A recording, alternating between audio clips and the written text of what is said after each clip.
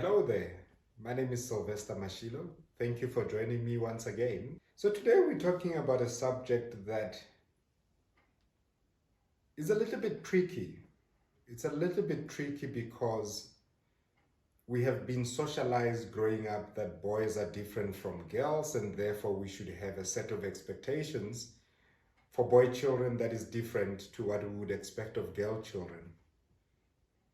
And I say this quite cognizant and well aware of the fact that our children can be very impressionable. Now, on a normal business as usual day, our children spend most of their time with other people rather than us as their parents.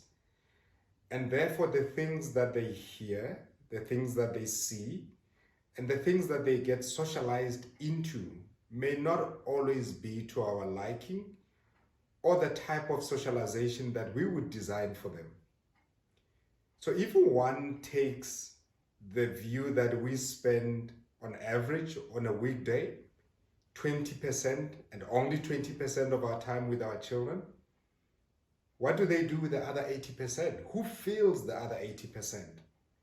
And that is a question that as a father I have thought deeply about. And it came as a question because of some things that I heard from my children when they were talking amongst themselves. And I would sometimes hear them using language that I would consider chauvinistic, language that I would consider patriarchal in nature. And I would be dumbfounded because that's not language that I use in my home, but they definitely have some very strong views about roles of girl children versus boy children, roles of man versus woman. And it led me to the question, what are the things that we teach our boy children that sometimes disadvantages them when we talk about positive manhood? Because my son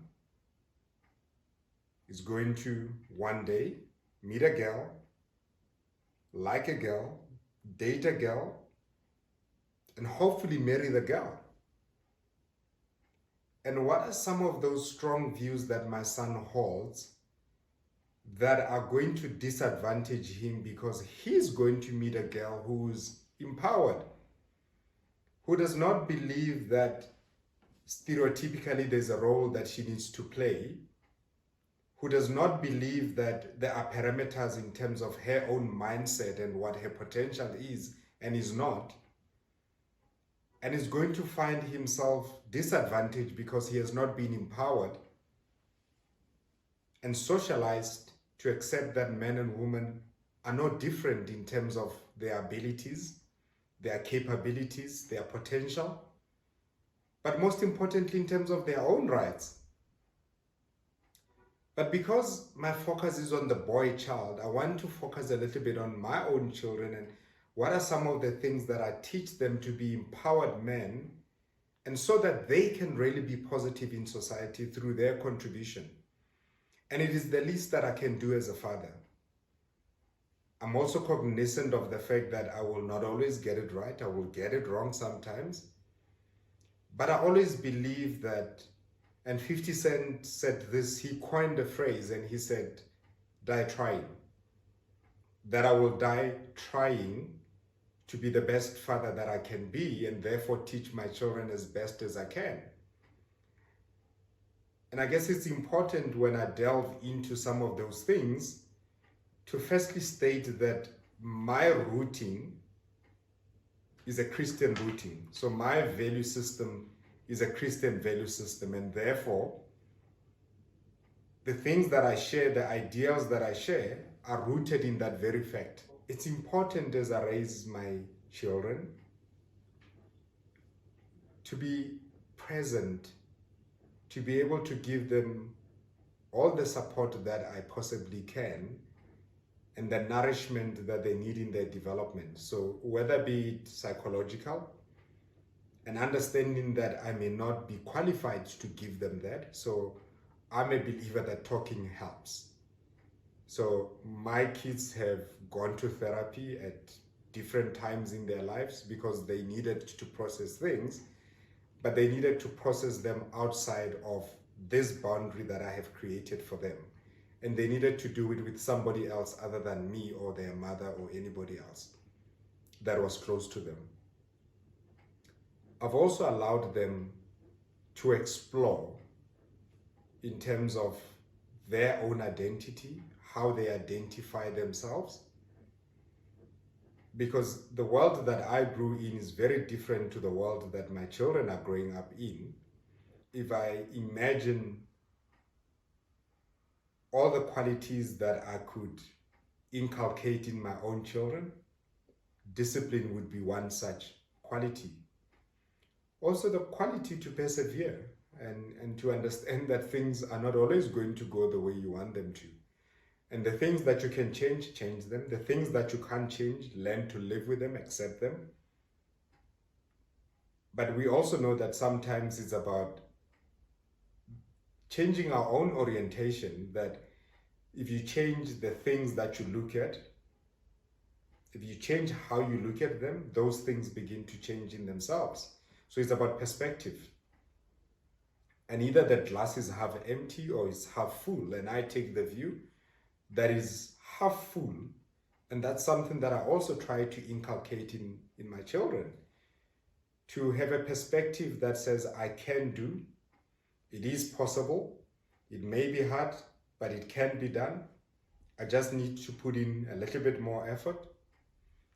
But I also know that I do have resources around me, and I therefore don't need to rely just on myself, but I should learn to ask for help. And I guess that was one of the most difficult things for me.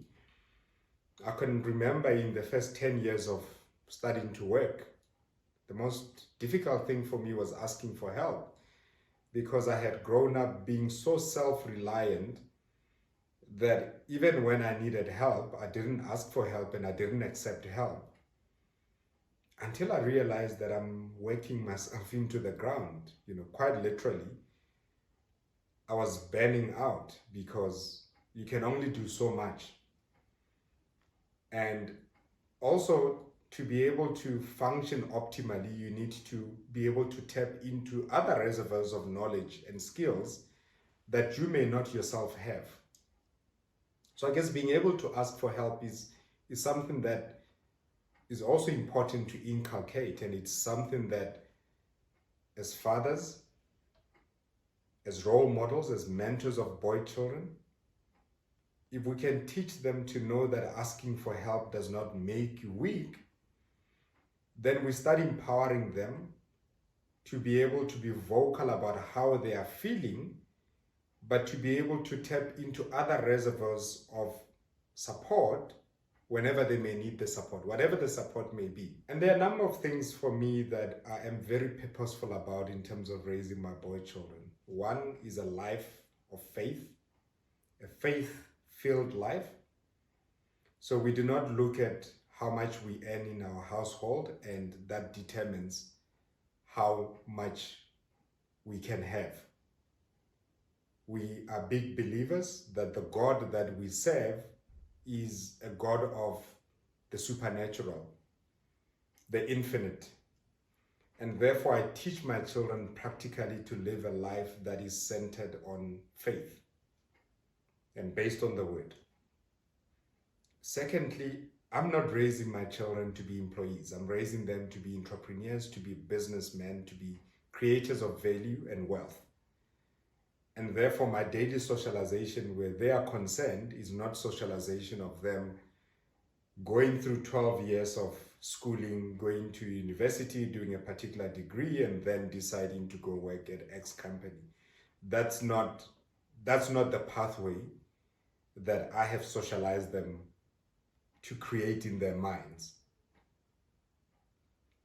And as young as they are, you will not hear from their lips any talk about working for anybody in the future. It is about working for themselves and creating employment for others. And that's something very practical for me. Thirdly, it's money, the use of money. Money works for us, we do not work for money. but also to learn the value of input, output.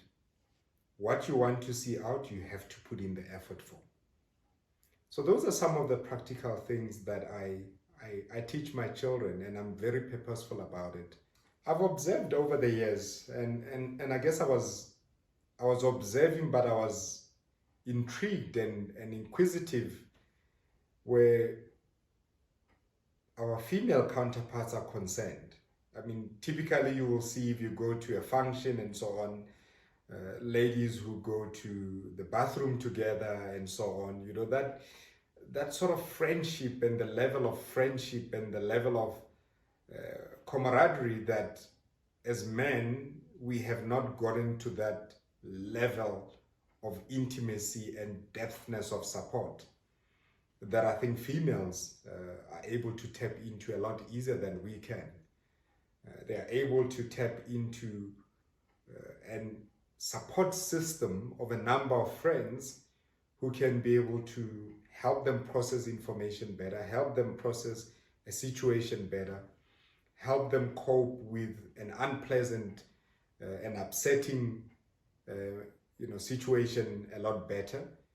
And I guess those are things that as men we can emulate, to be able to vocalize how we feel, to be able to take a lot more charge of our own emotions, but to also understand that we are responsible for nobody else except ourselves, first and foremost. That I am responsible for me. That the only person that I can change is me. That the only person that I need to think about first and foremost from an emotional stability point of view is me, before I can do that for anybody else. Because you can't give from an empty place. You can't give from an empty place. So when we expect of our boy children, when we expect of men to give of themselves qualities that they had never before had to demonstrate, that they never before had to adopt, we perhaps are asking of them something that may be close to impossible given their capacity and their own emotional and physical development to be able to give of that. And therefore we should inculcate in our boy children the qualities that we want them to be able to embody, to be able to demonstrate. Feedback, I have been told, is a gift. It is a gift that we can give, but it is also a gift that we can also receive, only if we are willing to receive it. And lastly, that's something that I'm teaching my kids, to ask for feedback, but also to be open to receiving feedback, because it is a gift. And I'm hoping that in the time that we've spent together today, that I have imparted in you a gift that you will pass on to somebody else, another boy child and another man, so that we indeed can become better men for society. My name is Sylvester Mashilo. Thank you for joining me on my couch.